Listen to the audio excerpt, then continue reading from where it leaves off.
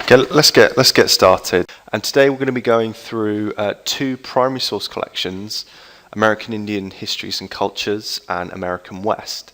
Now, these two resources are currently available as part of the TexQuest and TexShare programs, which is what these webinars are for, really. Today we're here to celebrate Texas History Month and work through some Texas-related materials and just give you a bit of an introduction to these two primary source databases if you haven't had much interaction with them before. So I suppose it's worth saying that if you are part of the TexShare or TexQuest programs, these resources are free to use, free at the point of need for you right now. So at the moment you can see the Adam Matthew homepage. So just a bit about us. We are a primary source publisher based in a sleepy rural town in England called Marlborough, which is about 60 miles west of London. We also have an office in Chicago, but what we do is we produce primary source databases and primary source resources which are multidisciplinary, but primarily are used for history, English literature, social sciences, and historical economics as well. So just a bit of housekeeping. There is a chat box function. So if you have any questions throughout the webinar, please feel free to put them in there. I'm just going to type a message just so you can see where that is. So any questions, please feel free to put them in there.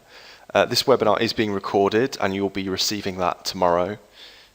So you can go back and watch it if there was anything you missed or want to rewatch. That is there for you. And I suppose that's it, really. I just wanted to show you the homepage just to give you an idea of the types of resources that we produce. So if you click into the collections tab here, so here you can just see a full list of all the databases that we produce and the sources of the material.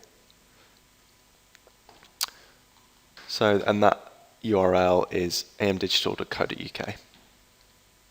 Okay, so let's get into the first resource.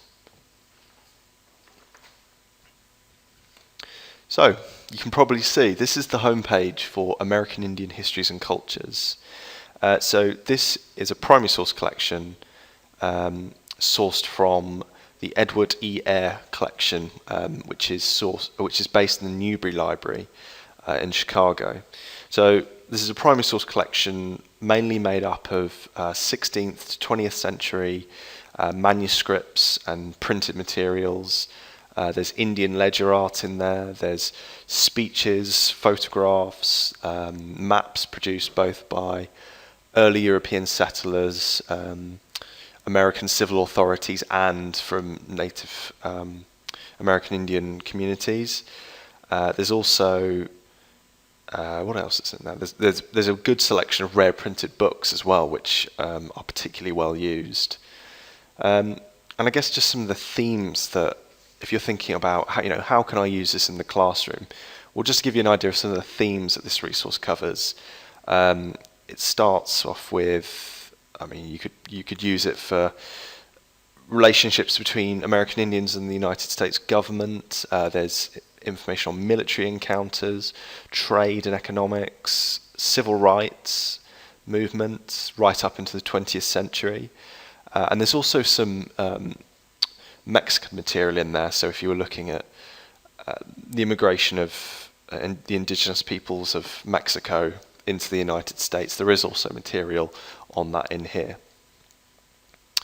So let's just get right into it. Let's run a search. So you can just see the homepage here. We've got some navigational tabs across the top, and we've got a basic search bar in the top right hand corner. So as we're celebrating Texas History Month, I'm just going to run a search for Texas.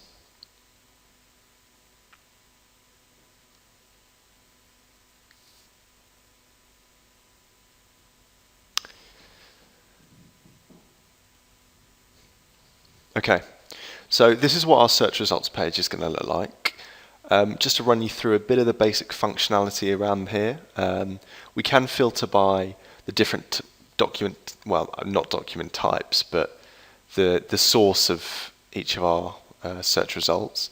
But we can also use these dynamic filters to refine our search results and get to the material that is going to be more appropriate for us. So we can filter by document type, so we can see all the different document types in the resource here. Culture area, which is going to locate your search results more geographically.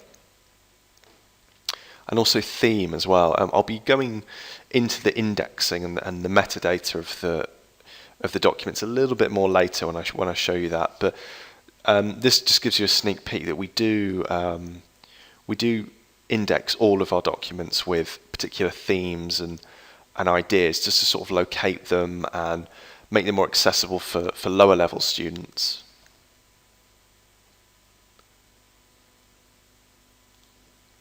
So what I'm going to do is actually just filter by document type. So I want to have a look at some of the scrapbooks. If we apply that filter.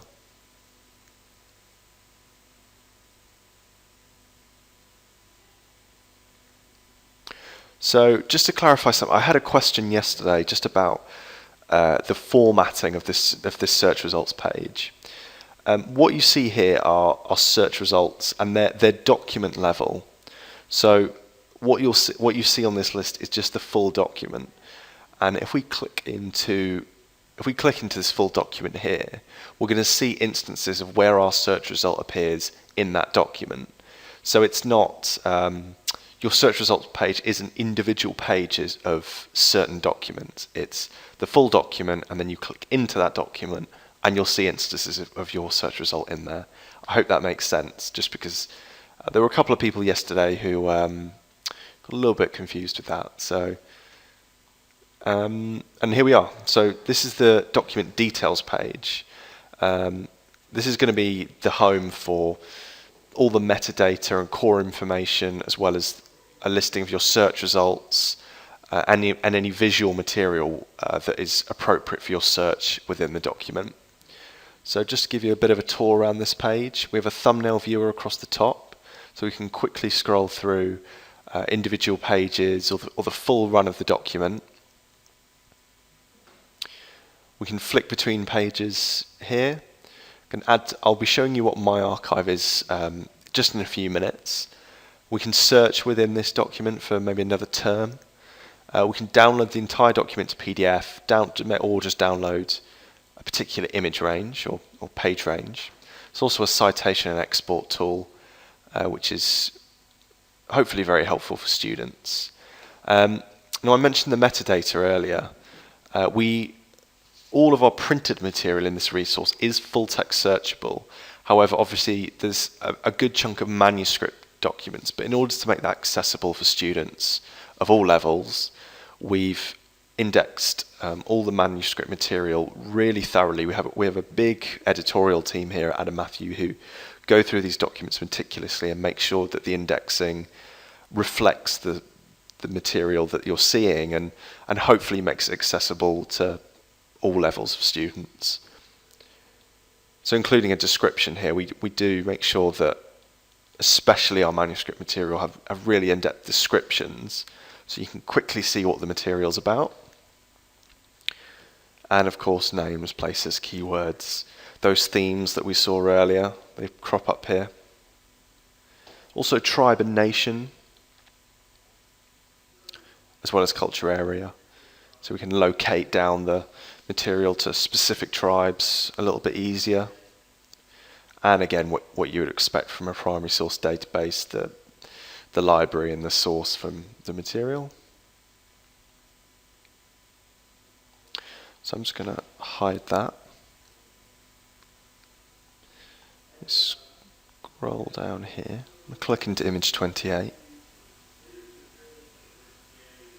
Just a reminder that if you have any questions, please feel free to put them in the chat box as we're going through, and I'll answer them at the end. Okay, so this is what the pages look like. This is a printed scrapbook. And there's a collection of these from a man called Eli Samuel Parker, and he donated a series of his scrapbooks documenting particular events throughout the American West region throughout the 19th century. And these are just a fantastic printed resource that I will just zoom in and give you a bit of... Actually, I'll take you through the functionality of this page first. So we can head back to the document details page here. Got arrows here to flick between the pages, or we can go to a particular page. We can also search within the document here with the search bar, and we can move between. Previous and next instances of our search terms. So we can quickly siphon through a document and see where our search term appears. And I'll be showing you what Lightbox is later. And also you can just download individual pages to PDF. So there's a toggle full screen button here, so I'm just going to toggle that and zoom in. You can see here the highlighting as printed material is full text searchable.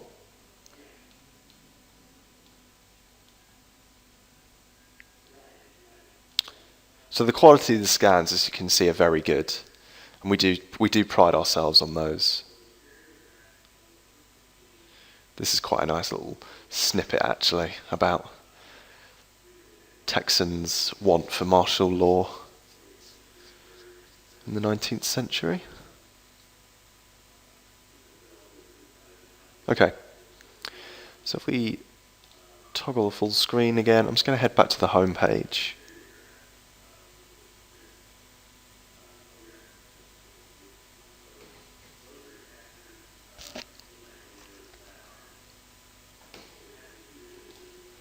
Okay, so I mentioned my archive earlier. I'm just going to use a document reference to get to it quickly. Okay. So I wanted to show you this as it's a really nice example of I guess early American settlers in the western regions and their relationship with American Indian communities. And this is a document that just shows a crossover of that relationship and how two cultures were starting to, I suppose, interact and get on with each other. So we can see the metadata on that page there, if I just go back. So again, metadata appears here, and we've got the thumbnail viewer across the top. I'm just going to click into this page here.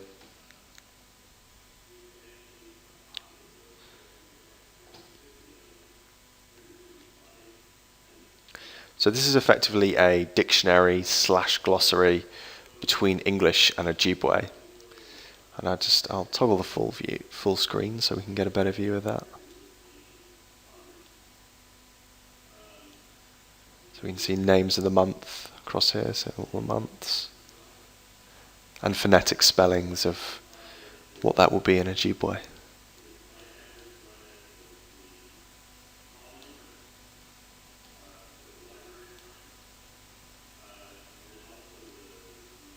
Okay, so I'm just going to click at the top here to get back to the home page. Now, we've just seen two really quick examples of the documents list, but I just wanted to show you some of the visual resources on this platform. So all these visual resources, visual sources you're going to see here, they are in the full documents list as well. But what we do is we extract them and put them in a separate visual resources gallery, just to give students, particularly undergraduate and K-12 students, just a better in to primary source research. They're very visual, they're very easy to get to know and dissect, and they're great for the classroom as well. You can if I just click in here.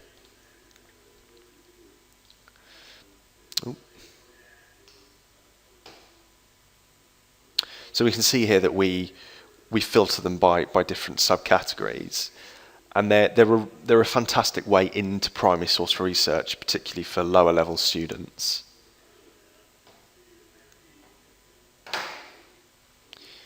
So let's have a look at some of What should we look at? Let's have a look at some of these drawings, actually.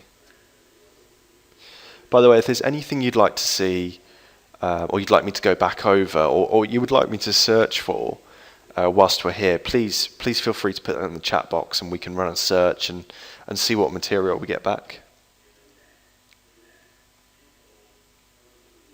So I'm going to click in here.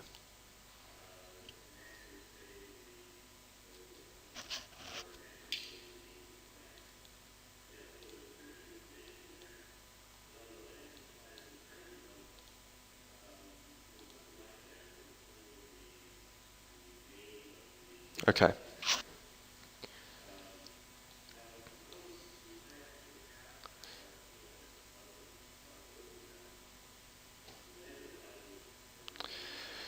So just some, well, no, that's not so nice, but some really good examples of Indian art that that come with this resource, primarily 19th but mostly early 20th. Mostly early 20th century artwork in here, and we can add this to our own personal repository with this button here. So if I just quickly show you the My Archive feature. So I mentioned earlier that there is a personal repository built into this resource. We've seen examples of students and teachers using this in a classroom environment, as well as researchers using it for their own research in a university environment. But this is a great tool for the classroom. Teachers can have their own quote marks My Archive, pull together a load of documents that they think are going to be useful for their students to look through for maybe a certain assignment, or they can put together a lightbox if there's particular pieces of artwork or particular pages. And it's just a really nice sort of central hub to keep primary source documents that you think are going to be useful to you, and hopefully will introduce your students to using primary sources in a research environment. So I'm going to head back to the home page. I just really quickly want to show you another interactive feature of this resource, which is the interactive maps.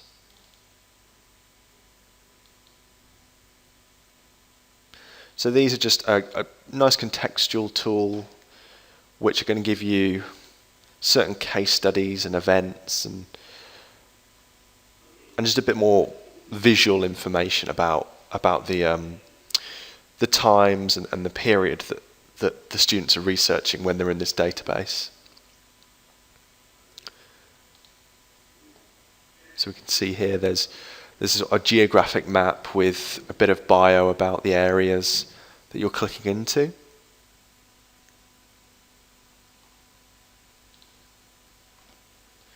We move along. Let's move along to the 1890s actually. We can see case studies, a bit more bio on the left hand side here.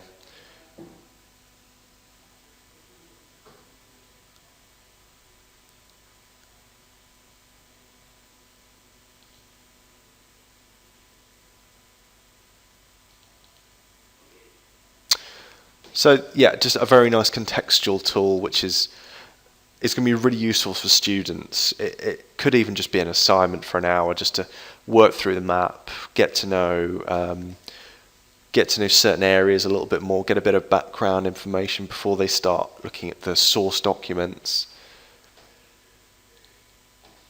So if we just close this, I'm conscious of time, so let's move on to American West. So just to emphasize, the functionality is exactly the same.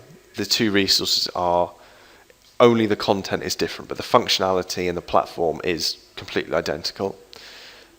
And speaking of identical, I just want to show you this button down here. So these two resources that you have access to, they are cross-searchable. There's a little button at the bottom of both resources, as you can see here. All you need to do is click here, and you can run a search, and it's going to bring back material from both databases. And you can also filter that by date range.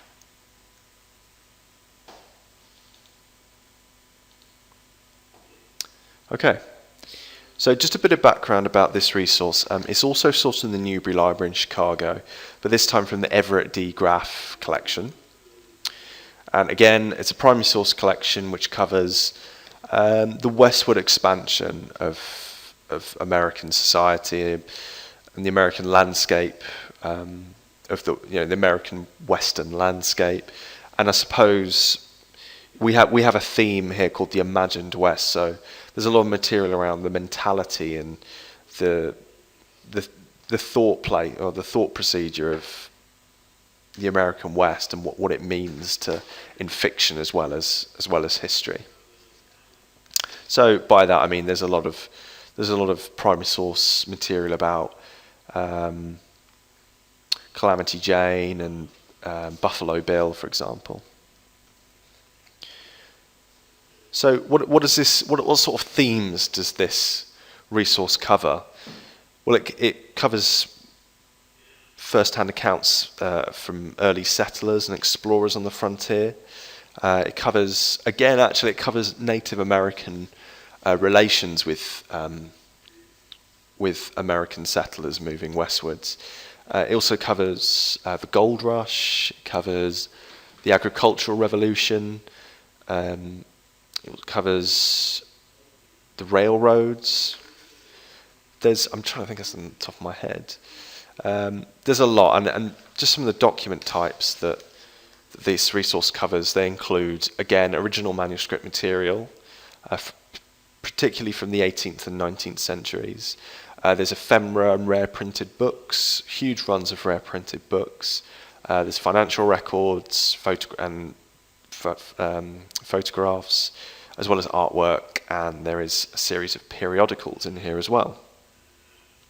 So as I did with American Indians, I'm going to just run a search for Texas again, see what we can draw back.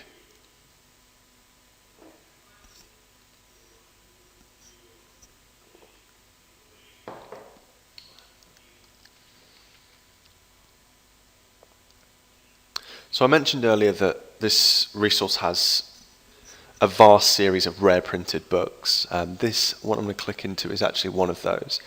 We've had some really nice feedback, particularly from teachers and K-12 students, about the rare printed books in American West, as a lot of them provide a really nice, slightly more contemporary survey of some of the big themes of American West. So this is one that covers a lot of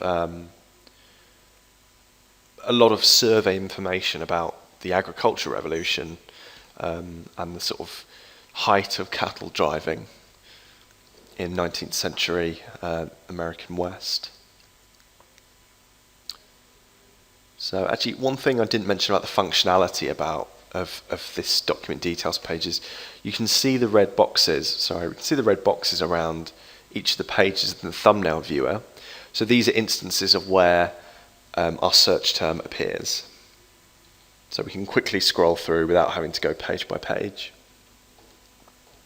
And we can also use these tabs to look at the visual material that fit our search results, but also just the visual material as a whole within this.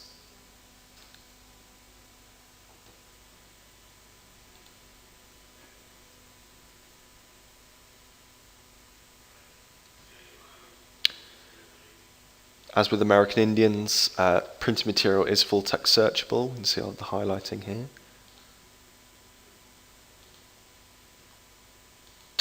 I'm just going to go to pages 4 and 5.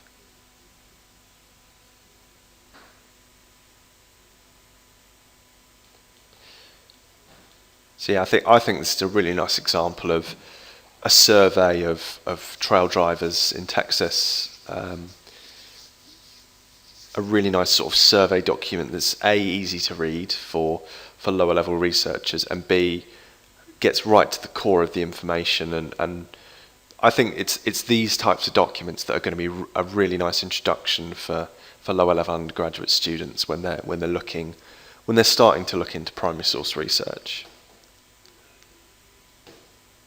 So if we head back to the document details page.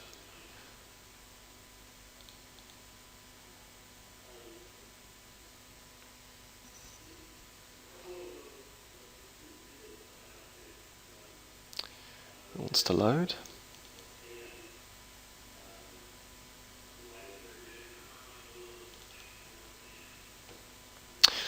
Just a reminder while this is loading that everyone who is part of the TexShare and TexQuest programs has full access to these resources, so it's really hard trying to show you, give you an idea of the depth and breadth of this resource in 30 minutes. So I really urge you to go into these resources yourself, play around with the themes, play with the filters and the documents list, and just get to know a little bit more about the databases themselves, because they are absolutely fascinating. And so I urge you to go and have a look for yourself.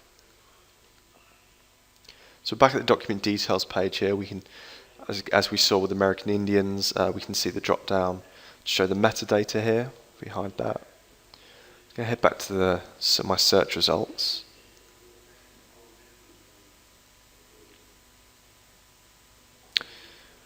I'm just to give you, the themes are different in this resource to American Indians. So I'm just going to leave this open just to give you an idea for some of the key themes within this resource.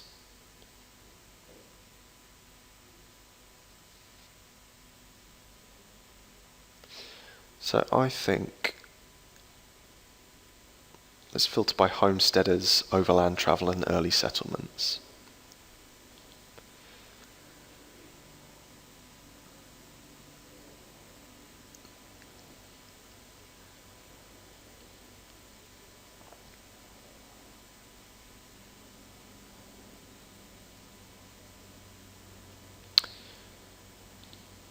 Okay, let's click into this document here.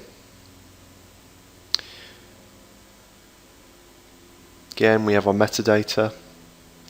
So what this is a broadside, I think announcing an announcement from Rusk County in Texas. Don't know if anybody knows that.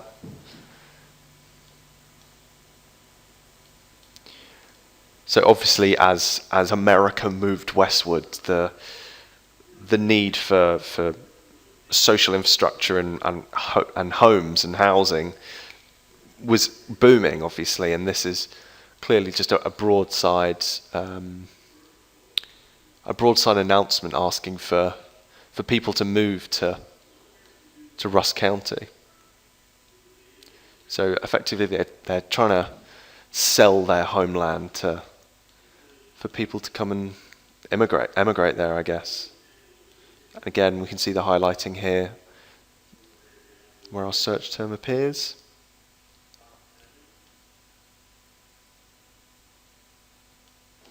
We can toggle full screen. Also download the image as well, which I'm not going to do right now.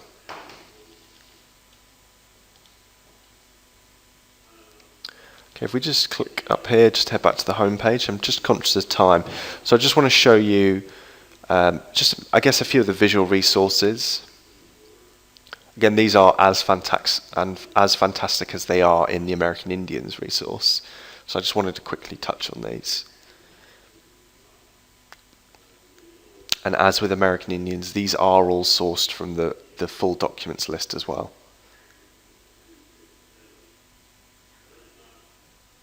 I really like this poster, actually. I'm going to click into this poster. There's some really fantastic material in this resource, which about Buffalo Bill and the Wild West show, and how it evolved from just something in the Midwest right through to him becoming a world-renowned name in sort of pop culture and entertainment. So we can move between pages with these two arrows here.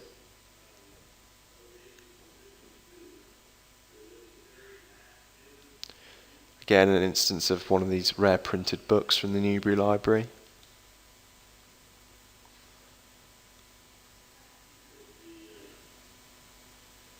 Let's toggle full screen.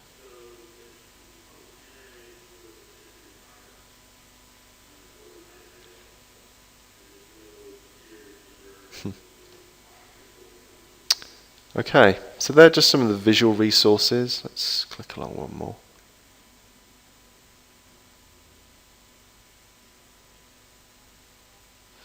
That's a pretty good photo, actually. If we toggle full screen, we can just zoom in to see if anyone can spot Buffalo Bill in there.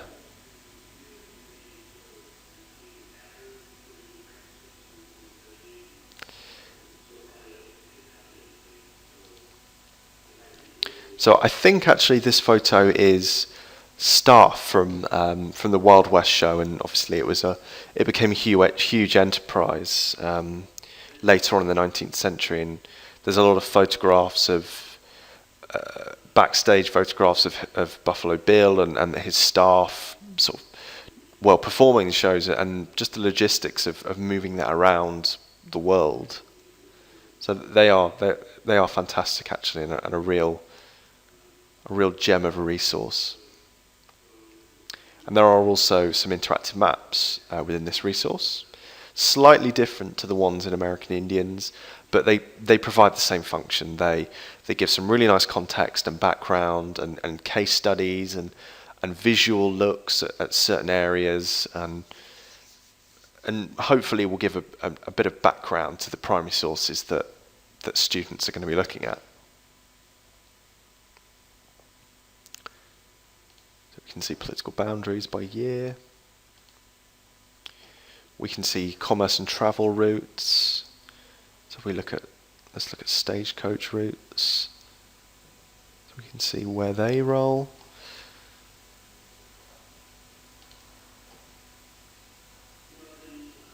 Rainfall, temperature as well. So yeah, a really nice contextual tool which we hope give a bit of foundation to these primary source documents.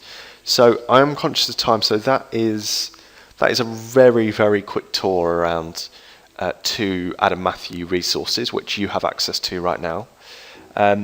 So I urge you to go away and play with them and see whether you think they're useful to either you, your students, or both.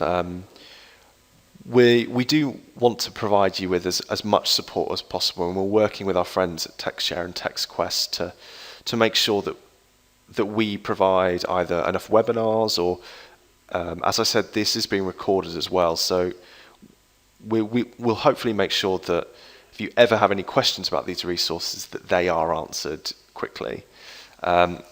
In the follow-up email, you will have my email address, so please feel free to contact me if you have any questions, and you will be getting a recording in there, as I mentioned. But that is it from me. Hope you all have a great day, and please let me know if you need anything else.